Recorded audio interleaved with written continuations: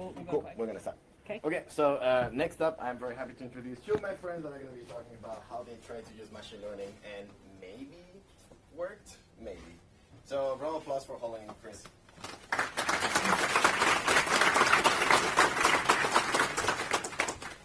Hi everyone. I'm Chris. This is Holden. We did some work on trying to predict PR comments with GitHub, and we're going to be talking about it today. So if you want to, we put this up earlier, but this is for the stream for folks at home. If you want to go to github.com/franktheunicorn/FOSDEM, it's a repository, and you can open up a pull request there with any old open source code you want, and we'll actually iterate on that and process it live today, and we can actually talk about the machine learning we're doing behind the scenes. So if you want to play along at home, feel free to open up a PR there. So a little bit about me. I contribute to a lot of open source, primarily Kubernetes, and a lot of stuff in the Go community. I've written a book, and I just engineer a lot of things, I guess. I don't know. Anyway, I helped Holden here with the Kubernetes bit of things as we started to go down the machine learning path. And I work for VMware. Cool. I'm Holden. I contribute to other projects, mostly in Scala. I'm an author, but of different books.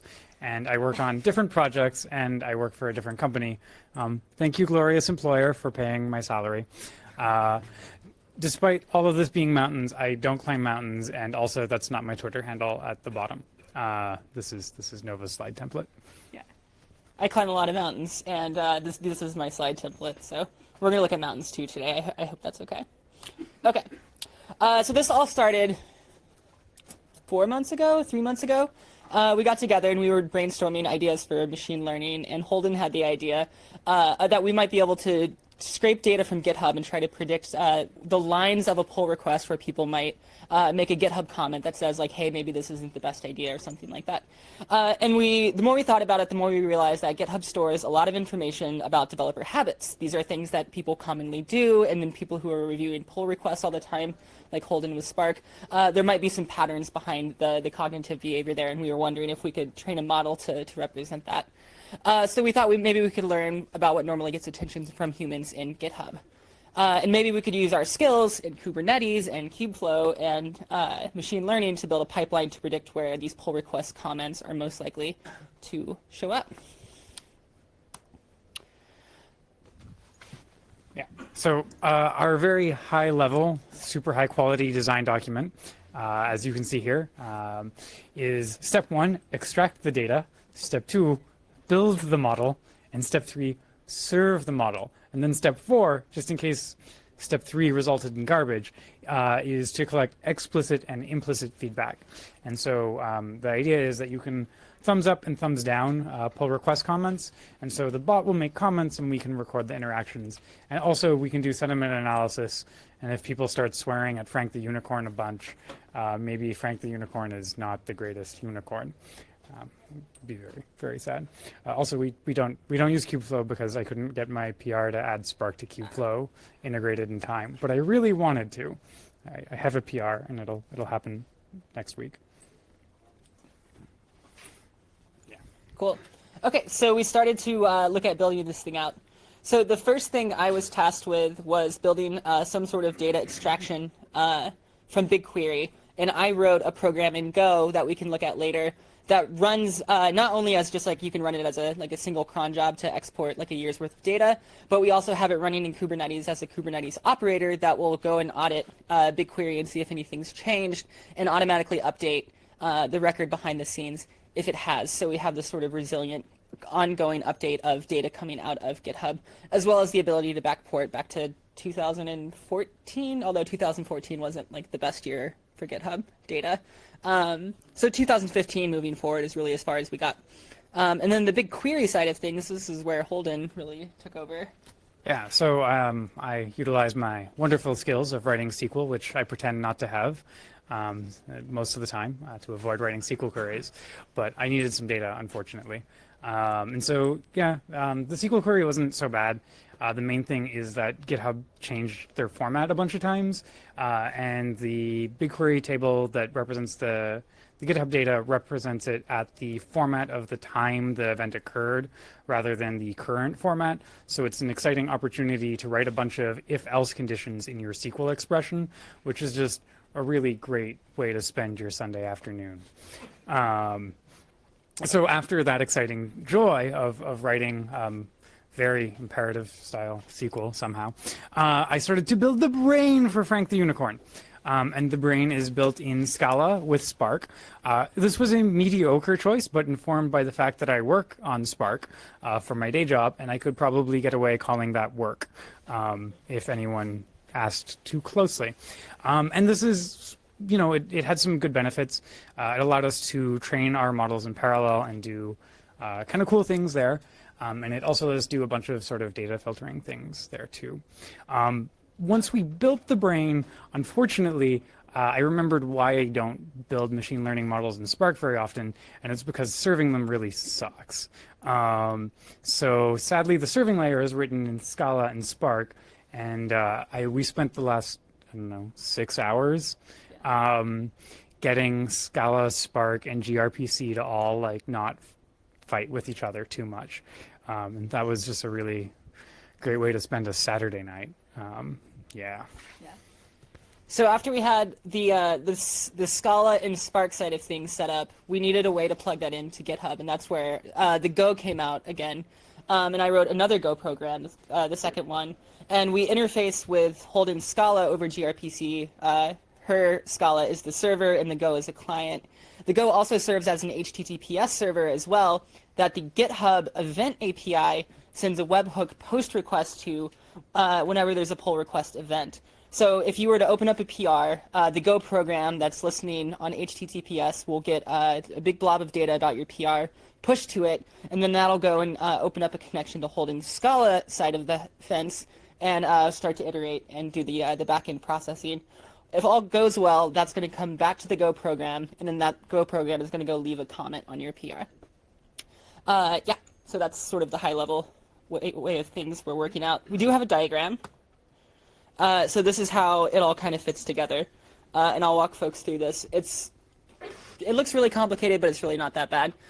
So the BigQuery data comes into the extract operator that runs residually.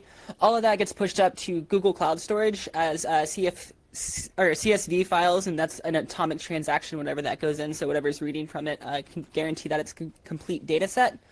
Then we go into the Spark Scala training bit, and then there's the Scala gRPC server. And then we use the domain fabulous.af using Kubernetes ingress to serve a public HTTPS endpoint that the GitHub Events API pushes to. And all of that sort of kickstarts down here by installing Frank the Unicorn on a GitHub repo. And then if you open up a pull request, it kicks off the other chain of events that will eventually circle back around back to the pull request at the beginning. Okay, so I'm going to talk a little bit about the components and what we learned as we were building them. So as I was building the data extractor, we really wanted it to run in Kubernetes, and we wanted to make sure it could go and check new records. So I think the big takeaway there was like we didn't really gain much value as running it as an operator in Kubernetes. It sounded like a good idea at the time because we thought we would be getting meaningful data like on the day-to-day basis, but it looks like we probably got a lot more just by backporting over the last couple of years. Furthermore, as we were going through the GitHub data, we realized that it really wasn't clean at all. So the majority of the Go program just turned into data sanitation and just checking values and making sure that it was all going to fit nicely together. And then the atomic part of things was important as well. And Go was pretty okay at making this happen because we could like use a mutex to make sure that if we were writing a file to CSV, that it wouldn't undo itself before the file was done written. Let's see what's next. Oh, so the suggester, this one was fun.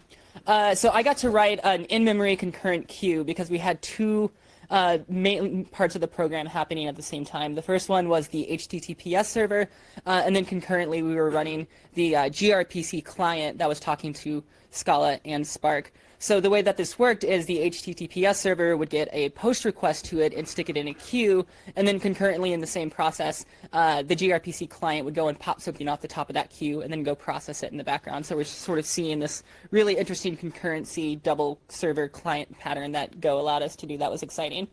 Furthermore, we had the patch view for comments. This was what we learned about the GitHub API. If you want to leave a comment on a PR, it's not as simple as saying leave a comment on line 12. You actually have to go through and calculate, based on the patch view, how many lines down from the previous change you want to leave a comment. So there's a little bit of math that we had to do for every one of these. Furthermore, we used Contour for ingress because we had to serve this whole thing publicly or GitHub wasn't going to send us any events. So that was exciting to get to use Kubernetes ingress to solve that problem.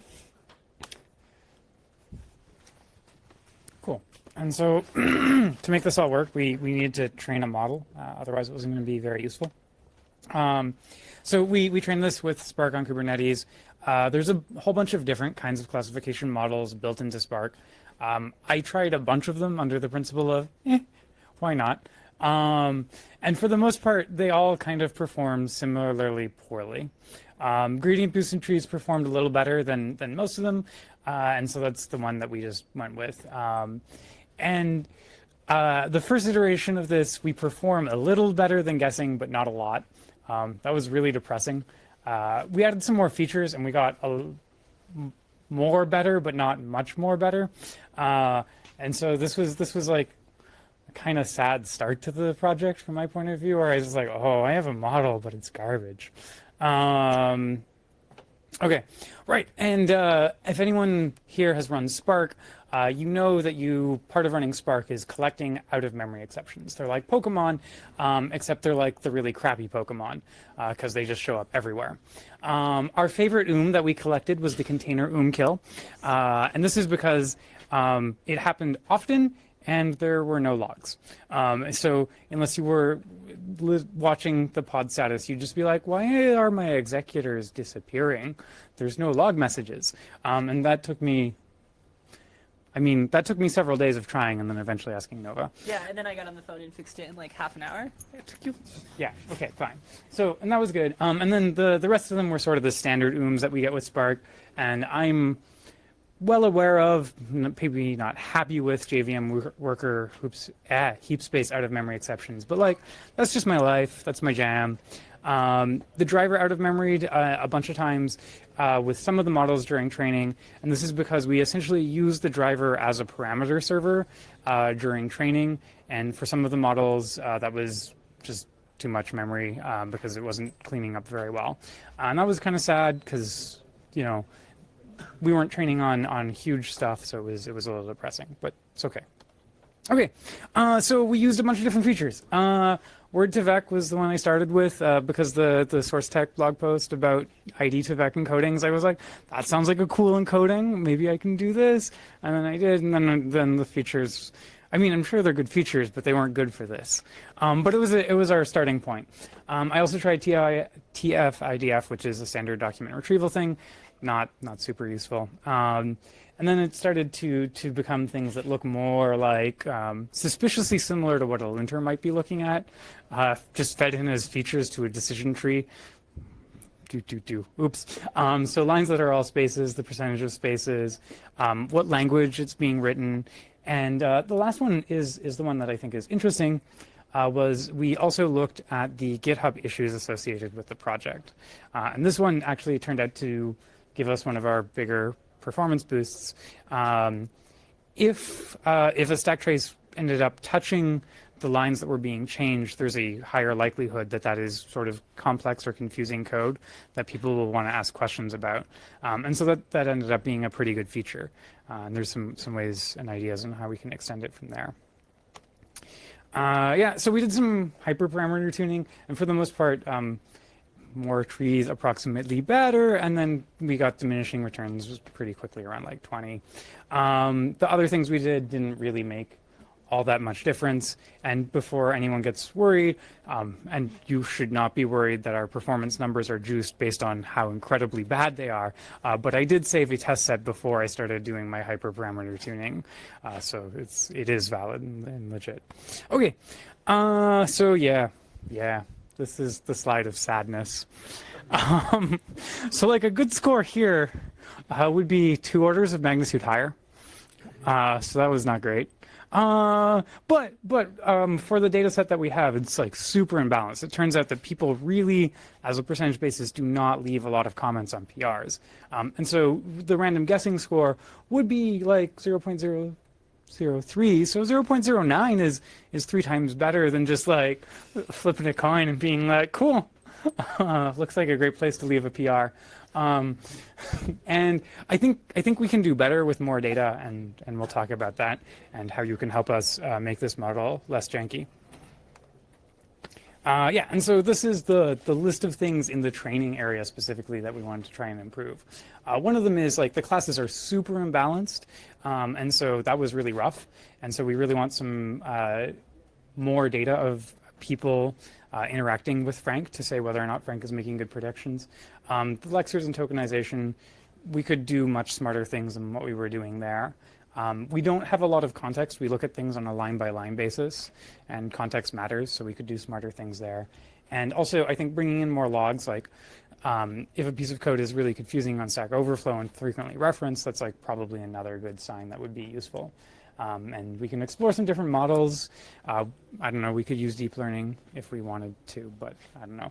We have a link at the bottom if like this is a thing that you care about. Those in the back cannot see it. Sorry, but the slides will be posted later. We'll tweet them, and you can fill out that link, and you can submit PRs, and Frank will ask you for feedback. Cool. So a little bit about building the GitHub app that we're hoping gets approved, but we'll see how it goes. We had to go through and effectively demonstrate that we did have a working public endpoint that was TLS encrypted, and then it actually did something behind the scenes. So that was exciting and kind of fun to go and get to play with GitHub API and actually make it so that we had like an interactive demo for today. And then I think Holden here wanted to shout out. Yeah, if anyone is watching that works at GitHub, please approve Frank, the unicorn. Frank-the-unicorn. Yes, good point. Yeah, it is totally not going to steal people's credentials, I promise. We are good people. Cool. So if you want to find the source code for any of the programs we wrote, the Scala, the Spark, the Go, the gRPC, that is all in github.com/franktheunicorn/predictprcomments. And all of the Kubernetes side of things is there as well. So if you want to see examples of how to run all of the pipeline in Kubernetes, that's all there. And you can try Frank out here, and then we can show you the whole system up and running. We have it working right now live, and let folks do some demos. See what they want, or if they have questions or whatever, we can do a demo. Demo. Okay, cool. Let's hope the Wi-Fi is still working. Yeah. I think first, do we want to look at the answers, or do we just want to show folks behind the scenes first? Yeah, let's do the cube logs. Okay, cool. I'm gonna put this down for a second. Here. I can talk about what you're doing. Okay, cool. Yeah. So Nova is going to bring up the logs for the different components, and there's some debugging information that we output about the PRs that are being sent to Frank, and also the features and what Frank's predictions were for those features. And I guess Nova really likes aliases because typing is too much work. So yeah, we have 3 pods. There's the model server, the PR suggester, and there's Ubuntu, which was just used to debug it because they weren't talking to each other this morning. You can see we were working on this 8 hours ago. I have not slept a lot. Yeah. Okay, yeah. So the model server is the one which has the more interesting pieces insofar. There is the file name, and this is signal process. Someone submitted this, and these are the lines that Frank was curious about. I fucked up this. Oh damn! Whatever. I made a slight mistake in this logging message, so we just print out that it's a list. Which is not useful to anyone, but it's a very nice decorative list. I think it really brings the log messages together, so I'm not taking it out. Do you want to show people the features and stuff, or do you want to talk about this? I can zoom up. Oh yeah, cool. Okay. Whoa. Okay, cool. Whatever. Yeah. So you can see some of the feature vectors. They're all mostly chopped off just because it's in show mode and the feature vectors are pretty long. Here. Cool. Yeah, and so I think the last one is prediction. So this one here is set to 1, 0. and it looks like it really didn't have much going on that line. And so that's a thing. I don't know. Whatever. Some log messages, and we could go look at that PR maybe, and Yeah. that'll be more We can informative. also we should probably open one up and watch it go live. Yeah. Or someone in the audience could open one up and watch it go live. Yeah? Yeah. No? Yeah, yeah. Thank you. Thank you. Cool. Okay, so the other side of things that we're gonna split the window here as Francesc opens up a PR for us is we can do our alias again. So I'm lazy. Does the alias actually save you any time if you type it in at the start of each? Yeah, but now I know PowerShell that session? this is like always, and I don't think about it. Okay.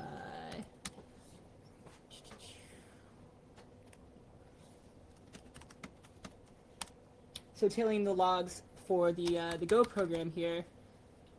As soon as Francesc opens up a PR, we should see the Go program. Ready to do it whenever you want. Yeah, you want to count down and hit Go? Cool. So yeah, there it goes. So yeah, what happened was GitHub sent us an HTTPS request. You see that over on the right.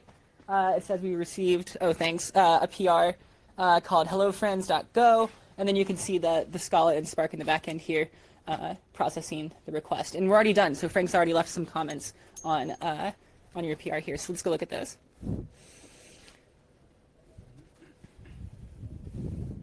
Oh, 28 pull requests. Wow, we have a lot. Okay.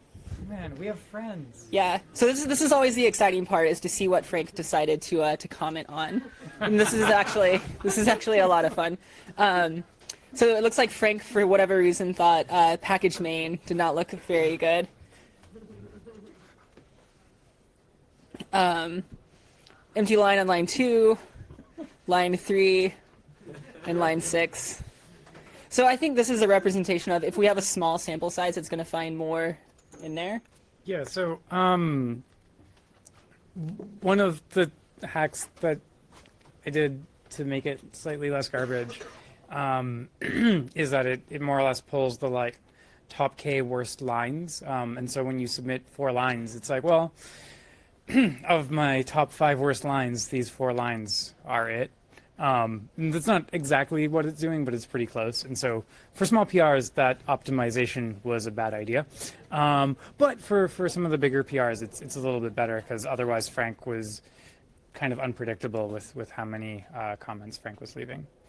Do you want to pull up a bigger one? Yeah, let's go look at a bigger one and hope it doesn't prove me wrong. Cool. Well, this one's got signal processing module. That sounds like it's probably not 5 lines, unless signal processing has changed substantially. Okay. So, okay, cool. Okay, so Frank really doesn't like blank lines, which like is, it's not the silliest thing for Frank to be upset about, because I think there's a lot of situations where, especially in Python code, people have extra blank lines. You leave comments and you ask them to take them out.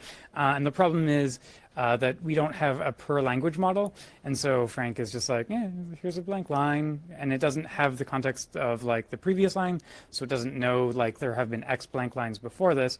All it knows is that blank lines are a little suspicious and end up having comments on them. So that was a depressing discovery. Okay, so Frank doesn't like how this comment was closed.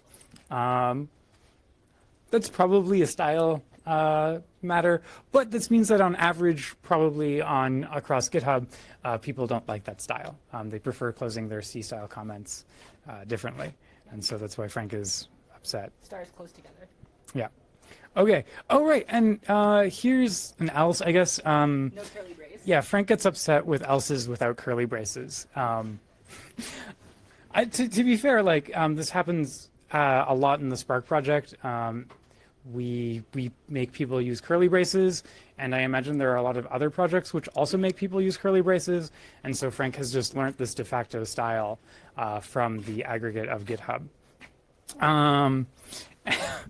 Okay, Frank doesn't like incrementing size. Well, to be fair, a lot of people, a lot of folks, especially in Kubernetes, like to stay away from the plus convention, and they actually like to do the literal arithmetic. So there might be some learning there as well. Yeah. Yeah. So essentially, what this shows is that Frank learns a lot of things, and most of them might not apply to you. And so, I think one of the challenges is perhaps training it across all of GitHub didn't give the greatest results. And if like there's individual projects that are large enough to have sufficient training data, doing a per project model could also be kind of cool. Yeah, okay. Frank is just being Frank being Frank. Okay, cool. Cool. Do you want to look at? Do you want to pick another PR? Sure. Do. We got 5 minutes. Does anyone have questions? Does anybody want to see anything else? Okay, apparently there's extra time for questions. So you can just grab. Okay, cool. Oh, there's some great Scala code. Oh yeah, let's look at Scala. Where's that at? Oh yeah, a great piece of Scala code. Okay, so Frank came in and left some comments. That's a good sign. Large disks are not rendered by default. Nice. Click. I thought I did, sorry. It's loading. Conference Wi-Fi. Okay. Interesting. Class B. I'm always fascinated by like what he chooses to like comment on. Like what are you thinking, Frank?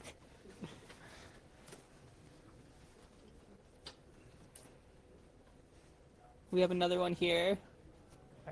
Ooh, I don't think this would be described as idiomatic Scala. Yeah. Um, This looks more like C. yeah, I don't. Honestly, in this one, we probably should have taken the limit off of Frank and just allowed Frank to comment on every line Yeah. and be like, "What are you doing?" Oh, interesting. So we're getting the same comments on the same line. Oh yeah. Yeah. This file really messed with Frank. This is a good file. Yeah. Yeah. Cool. Questions? Yay. Yes. When is this better than static code analysis? So the question is, when is this better than static code analysis? Will it offer more? Because now all I think is something that I should have found with static code analysis. Yeah. Is it because people I'm gonna take this one. Cool. So, I mean, I think that the set of things that Frank has learned are not all that better than static code analysis. Yeah. It's interesting. And I think you could take the same thing and apply it to a specific project or like a group of projects. And then it could perhaps learn, we've seen that it's able to extract elements of common style and ask for that. And those things might not be easily captured by the static analysis tools. I know that, for example, the Scala static analysis tools are special. And so it probably depends on your language and what the other tooling is that's available there. Also, I think the ability to plug in other features like the issue data or like data from mailing lists or data outside of the repository and pipe that back into the repository would offer a little bit more as well. Oh yeah, right. That's a really good point. And this, unfortunately, the demo isn't able to show the one feature that Frank did really well at because we don't have the issues associated with the pull requests that people are making. But that's in its train, test, validate. It did much better for finding situations where the code was kind of sketchy based on users' interactions with it and their reported problems, for sure. Yeah. Question? Yeah, I just wanted to point out, like, I actually went, like, you showed a couple of results of another Square company, so I tried it, I mean, on here. I did try, I kind of tried on something I kind of knew a lot of people comment on myself. So when I write my loops, I use them very interesting ways. And so in my very simple code, you just like it quickly, so it's like, oh, okay, but it's a small code, so I did put a much bigger one. And it correctly flagged it, so I mean, Yay! Oh my god! So if there's one where it's working, like. I feel like one thing, if you only one model for all the languages, What PR is this? maybe a reason why you don't get very Yeah. results, because what is a very good and valid code in one language is probably absolutely terrible in another. So there is, so while it is like one model per language, there is a feature which represents what language it's written in, and since it's GBTs, like that's often probably close to a root node. So to some degree, we have per language models, but not really. And I think if we trained directly per language models, we would indeed get better results. Oh God. But what was your pull request number? Or pull request 16. Yay! Let's look at the one where it worked. Maybe, sort of. Actually,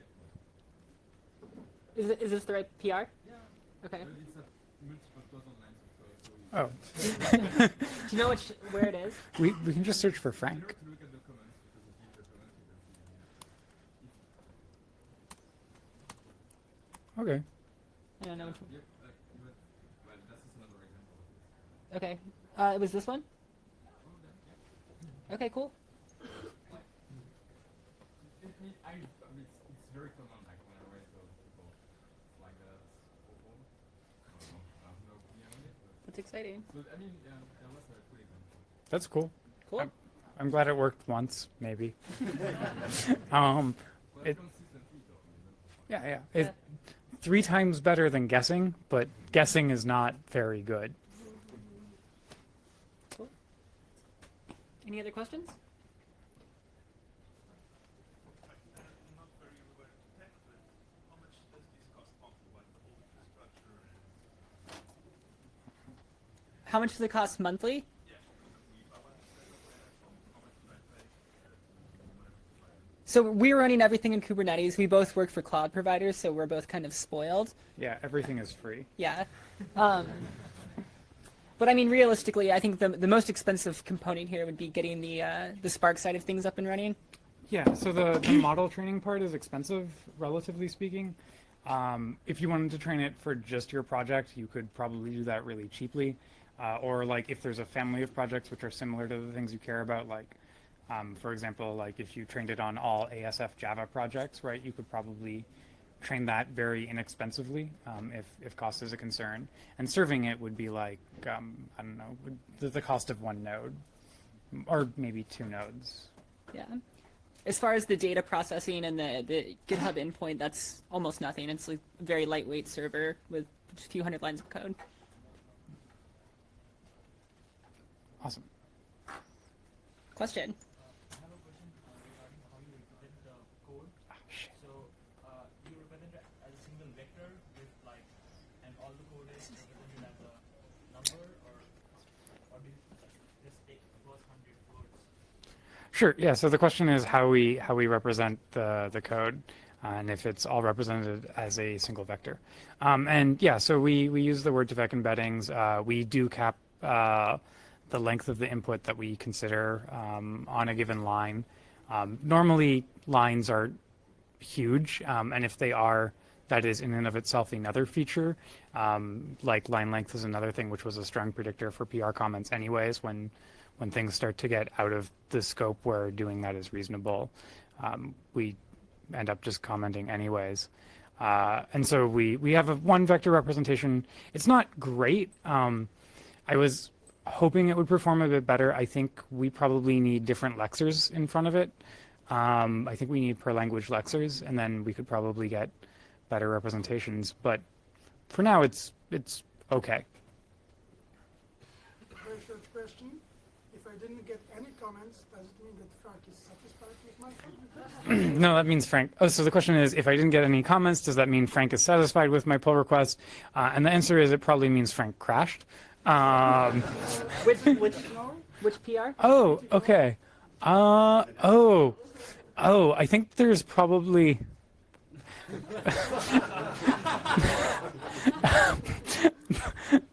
Trixie. So no. So this did not drop the database, but it actually. I think it might ignore gitignore files. I should take a look, but I think it ignores pure dot files right now. Because I think I'd have to double check. Oh, wait. Okay, cool. Are we out of time? Yep. Awesome. So thank you all for listening.